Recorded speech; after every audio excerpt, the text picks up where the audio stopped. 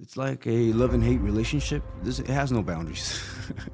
It leaps into your personal life, leaps into your holidays. It's always something going on, right? This is 24/7. You're helping combat criminal activity. At all times, there's threats.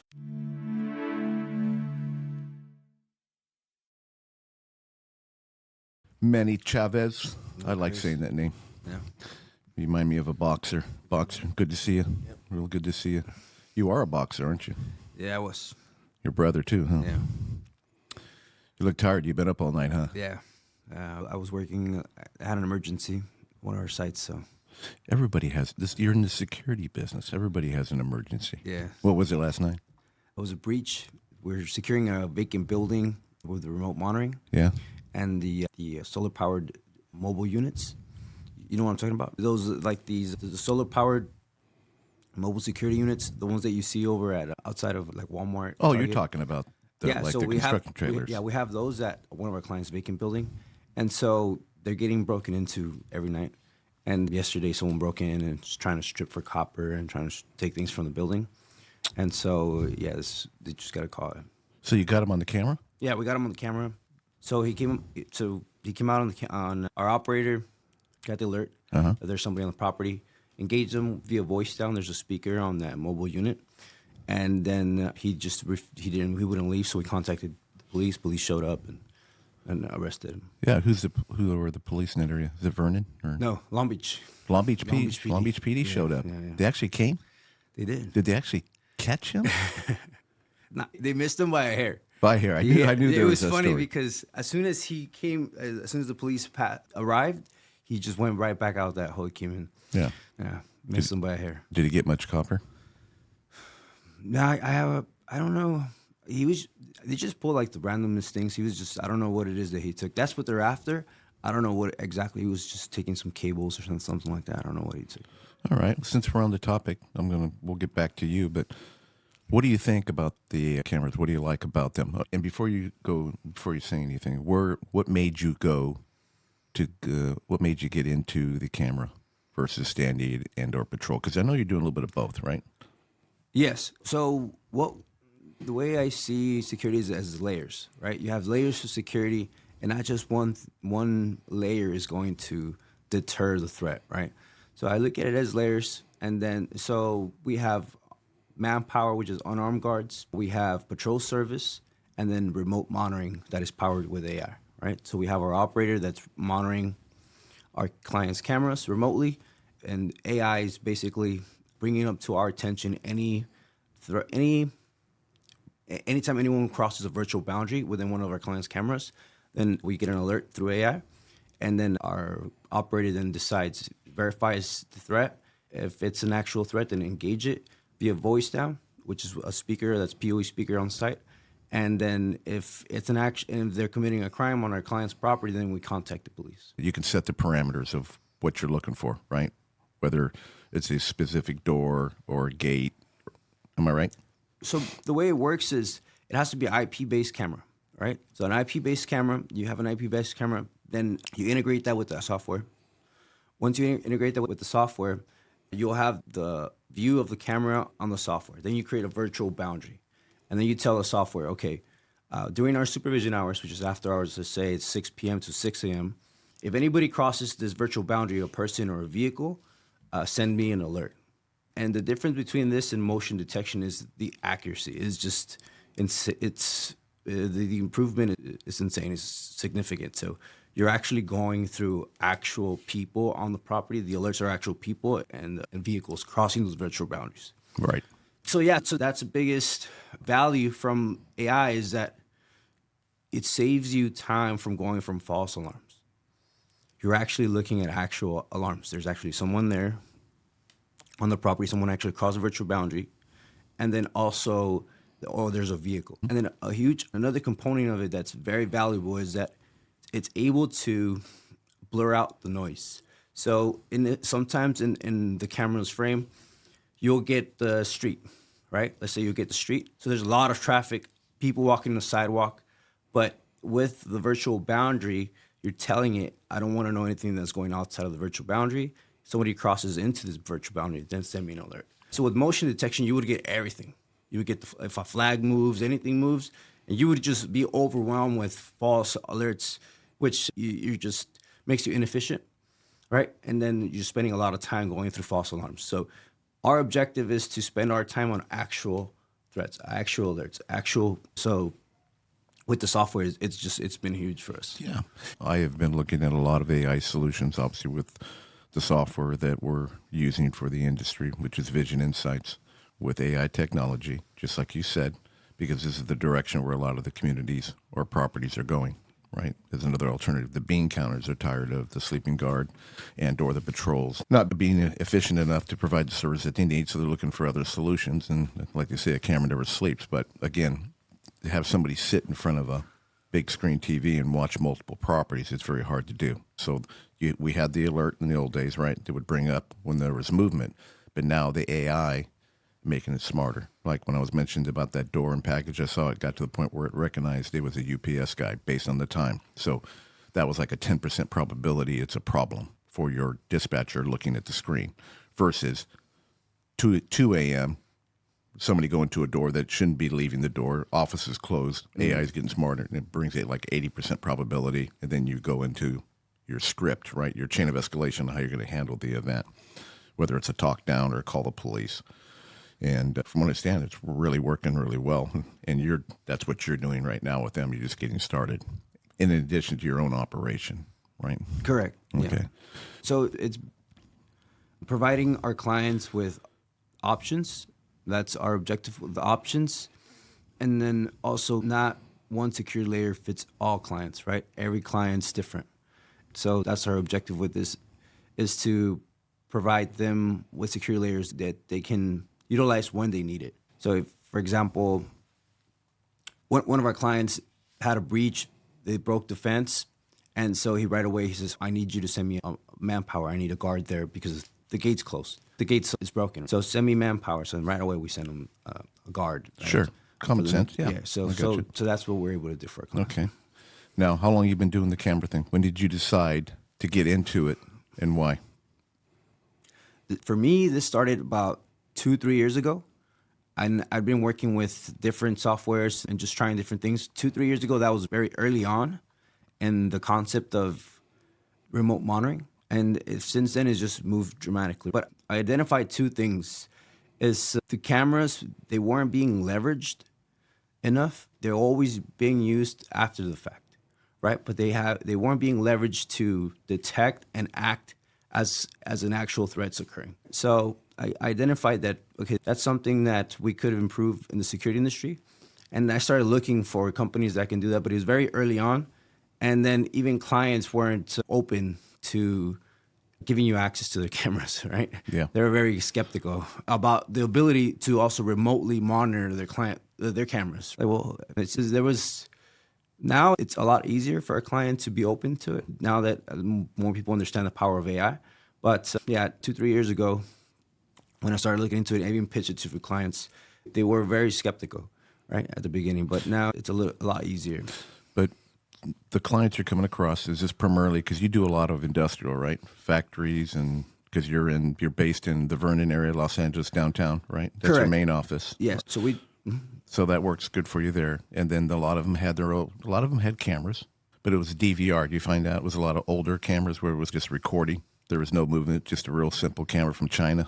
I don't know. Analog cameras. Yeah. So when you go in there, are you having to completely replace their cameras, or everybody says they can use the existing camera? Yes, we're able to integrate about 95% of the cameras out in the market. I haven't had a problem as of yet. Okay, that's a pretty good number. And the cameras that you haven't been able to do that with, what are you finding the problem is? Just really poor quality camera? It just doesn't integrate or it doesn't have the right protocol. Okay. However, we have our strategic partner that does all of the camera install. So if any of our clients needs cameras or PoE speakers, then our strategic partner will take care of that. Okay. All right. So you're just primarily using them for the monitoring side. Correct. Yes. Okay. And the talk down after our dispatch? Correct. Okay.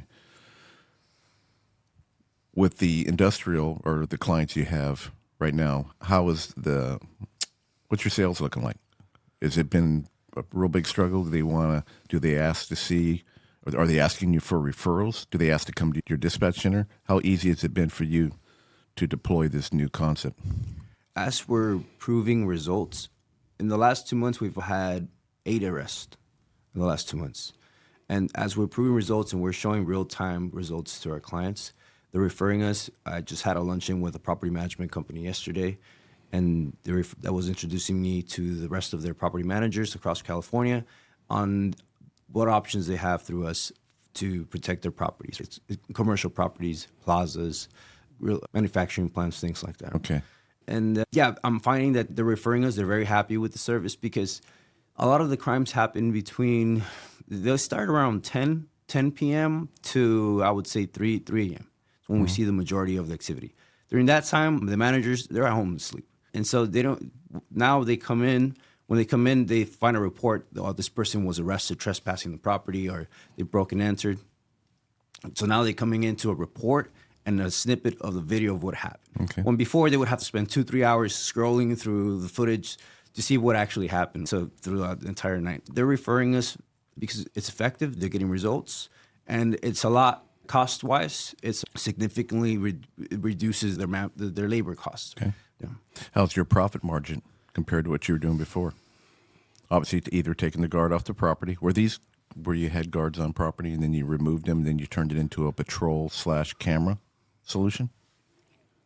So some clients, it just depends on the client's profile. Some clients have a budget for manpower. Some clients, the smaller plaza doesn't have a budget for manpower, right? In terms of profitability, it is more profitable for us because with less manpower, we're able to serve more clients. So before it's 1 hour, it's 1 hour of service, 1 hour of revenue, right? Now it's so 1 hour labor is 1 hour of revenue. Now it's 1 hour labor, but multiple sources of revenue from the client. All right. So is that your new model? Is that the only thing you're selling? You love it so much, you're going, hey, I'm going patrol and cameras, forget the guards, or No. You're open to all of it? We're integrated. So manpower, remote monitoring, and patrol service. Okay. That's what we do for clients. All right. What we're not doing is armed, right? So we're not doing armed security. For that detail, I believe that you need to have the training really has to be there to provide armed security service. There's a lot of liability. And then for those, what we do is I have a connection with off-duty police officers. So when our clients have on-site workplace violence, threat, or anything like that, we just pretty much subcontract the off-duty police officers and serve them with that. Okay. If needed. Well, that works. Very good. Now, what's your favorite vertical? Multi-housing, commercial? I know what you're doing now, industrial. But what would you say for people that are listening what is your favorite contractor or vendor that you like to work with? Or I should say contract vendor. What is your favorite client that you'd like to work with? To be honest, I like to work with all of them. I like to help deter criminal activity. Doing that's really what I enjoy. But we'll work with everyone. Multifamily, commercial, construction sites, manufacturing, grease rendering plants, retail. Yeah, so Going back to some of the technology, what other technology are you using? In fact, I know you were a client of mine many years ago with SilverTrack. Take me through the real-time reporting a little bit, where you were before, and then what you're using today, and why you like why you like it, I should say. So let me rephrase that. So you're a client of mine you're a client of mine with SilverTrack. You've been a client for 8 or 9 years, just on SilverTrack, maybe even more. And now we've gone over to Vision. Tell the listeners the difference between the technology and how you're using it today. In other words, how we're using SilverTrack than the new technology today. How has it improved your business, and what do you like about it? So when we first started using SilverTrack, I needed something to go from the wand and those QR codes to something digital, right? And SilverTrack was that solution at 8-10 years ago, something like that, for when I first subscribed to it. And it was a huge improvement from what we were previously using, and what everybody else was using, and the logs and all of that, right? All the paperwork. And it was just not providing a good quality. When something happens, you need information right then and there, right? So your client is expecting an email, is expecting something. So we were able to do that with SilverTrack. So something happened, incident report, submit, and our client had it instantly, right? So that was huge. Now that was stagnant for some time. There wasn't much change in its ability, and so we started looking at what else do we need, because over time, like nothing stays the same, right? The environment changes, threats change, and so our clients need more. They're like, I need videos, I need audio, I just need more, and I want a higher professionalism of reports. So then we started looking at Vision InSites, and Vision InSites, basically, the way it's organized, it's very easy for us to clear tasks. That's something that we weren't using before. So now we use a dashboard every single day. So at the very top, our objective is to clear out every task that comes in from all of our clients, right? So that way we know that our operations team is addressing all the field tasks that are coming in. Yeah, describe a task for those that are listening, what a task is. So basically, when our guards are out in the field, let's say they come across with a transient, they address the transient, then they submit a report, then that comes into the dashboard. On a dashboard, then our supervisors assess that report that was submitted by our guard on the field, and then they go through the report. If there's something that the client needs to know there immediately, then they contact our client. But at the same time, our client also received that report. So it's for us, it's quality of service, making sure that our client, if it's something our client needs to know, they know, right? Mm-hmm. And then that way also, it's about providing value for our client, right? This way we know our client at the end of the month gets a report of 20 incident reports that were submitted, or 30 for their property. So they're seeing, okay, there's a ROI on our investment in security, especially when there's labor involved. You know how expensive it is here in California. Yeah, so that's what that's how we use the dashboard. Okay. So you have, as far as the training, how do you think the vision has helped you improve your training or training personnel on the property? Has it saved you time? Yeah, it saves us time. What we're striving for is consistency in the delivery of our service, right? Mm-hmm. So on Vision InSites, what we can do is we have training videos on what's expected for that client. That way we have a higher level of consistency. Without that, we're human, we're people, right? Everyone's gonna do a little different. But if you have training videos with the clear objectives and what's our deliverable for the client, then we have more consistency, regardless of turnover, right? Because in the security industry, there's high turnovers. It allows us also to be stable, right? So regardless of who's going in, who's going out, the same work is being done. So training is really, so Vision has helped you quite a bit with training, it sounds like. To streamline it. To streamline it with the videos that actually show them what they need to do when they're there, no matter who shows up. I think that's the best part about it, is that no matter who goes there, they have that video to show them exactly where to go, what to do, and how to do it. And it's available to them anytime. It tells them exactly what pictures to take, what the client expects. And then how about the written? Now, it's in multiple languages, right? So they can speak in different languages, and it'll enhance a note, edit form. So it's removed the editing side from you. How big is the savings has that been for you? Or how well is that working for you, I should say? So there's a portion of it that's AI, right? And sometimes we'll have a guard whose first language is Spanish, so he's more comfortable with writing in Spanish. So he writes his report in Spanish, then our client receives it in English. So that's been huge, because also as we're trying to attract more security guards, and it's a very competitive, we're able to work with a person who doesn't necessarily can write English very comfortably, right? Mm-hmm. Proficiently. So with the AI, if their proficient language is in Spanish, then they write it in Spanish, nice report in Spanish, and they feel more comfortable about it. And then it just gets easily translated to English, right? Yeah. And our guard looks good, we look good, and then our client's happy because they understand what's going on. Because also it's in the guard's first language. Yeah, that's a big deal. Absolutely. That's deal. Not something that we were able to do before. And yeah, so we're happy with it. Fantastic. All right. So how long have you been in the business now? Technically all my life. Yeah? Yeah, because my father started his company in the 90s. Okay. Like early 90s, 90, and I was born in 92. So your dad started the company? His own company, yeah. Okay, in the 90s. And was it in L.A.? Yes. Yeah, right. It was in downtown, I think on Hill Street. All right. And Those then summaries. you came in, your brother came in. How'd you take it over? My father had his own company in the 90s, and he worked. My mom worked with him operating the business. Then in about 2009, they split, and then she ventured out on her own, and she started her own business. At the time I was going to school, I was going to college, Cal State LA, for business management. And I was working as a guard, all shifts, so any shift, supervise. I did all the roles: post commander, supervisor, ops manager. And then once I graduated, I wanted to venture out in a different field, so I went into construction, and I did a little construction management, and it really wasn't for me. So I came back to security, and then that was about 5 years ago, where I had a conversation with my mother, and okay, I want to come back to the business. This is what I want to do. What do you think? She said, yeah, go ahead. That's when I started leading the company. And at that time, the business was at about 15 employees Okay. when I came back. And then from there, we went all the way up to 110. Okay. And you're sitting about 110 right now? And Right now, we're about 95. 95? And that's about a 5-year 95, time? 100. Yeah. 5-year time span? Yeah. Okay. Very good. So you like it? Do you like the business? It's like a love and hate relationship. Yeah. The only thing is that it it has no boundaries. It leaps into your personal life, leaps into your holidays. There's always something going on. This is 24/7.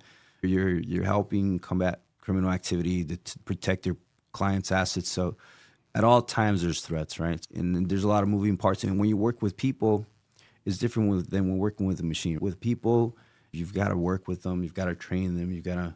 They have to. Sometimes they get sick. They can't. So you have to work with them. So. Yeah. What do you think some of the biggest challenges? What has your biggest challenges been in operating the security business? So there's been different. Our biggest challenge has changed over the last 5 years. So at one point, let's say during COVID, hiring and getting people to work, that was our biggest challenge. Right now, towards the end of the year, our biggest challenge was that the economy is somewhat stagnant. Towards the end of the year, our prospective clients became very price sensitive and cost sensitive. So there's a lot of budget cuts towards the end of the year, change of administration. So there's a lot of defensive moves, budget cuts. And then the cost of labor has just been going up in California, right? So to get let's say a qualified candidate that meets our expectations, we have to pay significantly more than the minimum wage, because what they get paid is related to how much they care about the job, right? So our objective is to hire employees, security guards that really care about their job, that they understand what their responsibility is, and so forth. What's your goal? What's your end game of this business? Stay in it, sell it later, pass it down to the family, your children maybe? I know you're not married right now, but when you have kids, or your brother's involved with you too, right? Yeah, my position on that has changed. It changes, right? Sometimes I want to sell, sometimes I don't. That's I think that's how it goes, right? End game, honestly, my end game is just to get my family to a point where everybody's okay.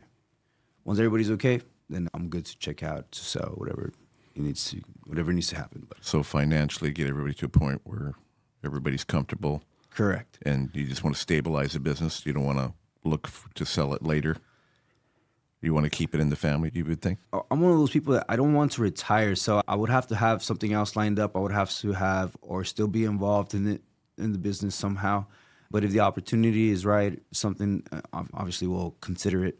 But right now, our objective is to build a brand our clients can trust. Right? There's so many security companies out there. Everybody's lowest bidder and cutting corners left and right. Our goal is building a brand that our clients can trust and rely on, right? Because that's what it comes down to. They're investing money in their security, and so our objective is to provide results and to protect their property. What's the point of spending $150,000 a year on security if you're still getting broken into, if you're still having issues, you're not getting reports on time, you're not getting reports, videos that you can use in court if you have to, because things happen. Yeah, so our objective is to build a brand that our clients trust and they can rely on. All right. So if I was a client today and I said, Manny, why do I Why do I need to hire you? What makes you better than the competition? The industry doesn't have the best reputation, a lot of it, small to mid-level. Tell me what makes you different than your competition. What would you tell me? We're a family-owned operated business, right? So we depend on every single one of our clients. So I tell my team, we treat every client like it's our only client, no matter how big or how small. And I know everyone says that, but we really, that's what we're about, right? We're very selective also with our clients who we bring on, because I don't compete on pricing. I'm not the lowest, because I look at both sides. We have a workforce, right? And then you have your client. And so the workforce, there's a certain amount of money or salary that you have to pay to get them to care about the job, about what they're about to do. And then there's a certain price that I have to be at to meet my client's budget, right? So I look at those two things, and then the management, which is of our team. And so that's what is it that it takes to deliver our client's expectation. Our goal is just to meet our client's expectation. So that's how I look at our business. And I think the way that I look at things is slightly different. I care very much about my reputation. So what I agree on, that's what we do, right? That's what we deliver. So, Manny, first of all, I want to thank you again for coming in today, sharing your story. Let me ask you, and be completely honest. We've got a lot invested in this. I've been in the industry for a very long time. What do you think about my thought process, bringing in operators, small to mid-level, all right, and sharing stories, their pain, their struggles, the things that they're going through personally? Does that interest you? What do you think of the concept? Yeah, I think it's exciting. I like what you're doing. You're venturing into something I haven't seen it before. And basically opening up the curtain to see what's behind the doors of what it takes to be an operator. A lot of times people think security is easy. People that apply think security is easy, but it takes a lot of work. There's a lot of pain behind it. There's a lot of interruptions into your personal life if you're an operator. So I like the idea of giving the operators a voice. And then also this way our clients can also see what goes on behind the scenes, and then understand a little bit more of what we deal with. That could also help them make the best decisions, and then that will be suitable for protecting their assets. Yeah, because everybody's very competitive. I worked with probably over 2,500 security companies in my 26-year career, owning and operating my own security business, several of them, all right, failing, winning. And then obviously the originator of real-time reporting when I brought Silvertrack in, then again going back and not only working with the security industry to show them how to use real-time reporting, but working with their clients. So a big perspective, and I wanted to bring that out. I wanted to be able to do something real. So I think that's great. That's something you bring to the podcast, is your diverse experience in the security field. Not only as an operator, but you were also former law enforcement operator a couple of times, and then also the software. Behind the software. So you have a perspective of multiple hats that you've worn, and you are able to relate with anybody that sits here that works in the security industry. So I think it's great, and I'm just looking forward to seeing the conversations that come from in this room. Yeah, and I think, and my whole purpose is somebody's working the patrol car late at night and they're listening to this. They're going, you know what? That guy Manny's going through the same thing that I'm going through. Because you don't realize, when I talk to operators, they always ask me, dude, are you hiding in my closet? How did you know that? I go, no, brother, I've just been there. I'm never going to tell you what to do. Like I said, I'll just tell you all the things I did wrong, and you take it, do what you want with it. So you sharing the camera concept, you sharing the patrol, and how you approach business is going to help somebody. And that's the goal of this. So I appreciate you coming in today, being honest and open. I know it's not easy. The first time on the camera, right? Podcast, not easy for me. I'm not college-based either, so I just real, relatable, and as my past brother-in-law used to say, and raw. So anyhow, again, thank you very much for coming. And thank you for having me. Thank you, sir. Hey, everyone. No matter where you're watching from, if you get anything out of this, please like and subscribe, and most importantly, share this everywhere you possibly can. And if you're feeling extra generous, please leave us a comment. Thank you for watching.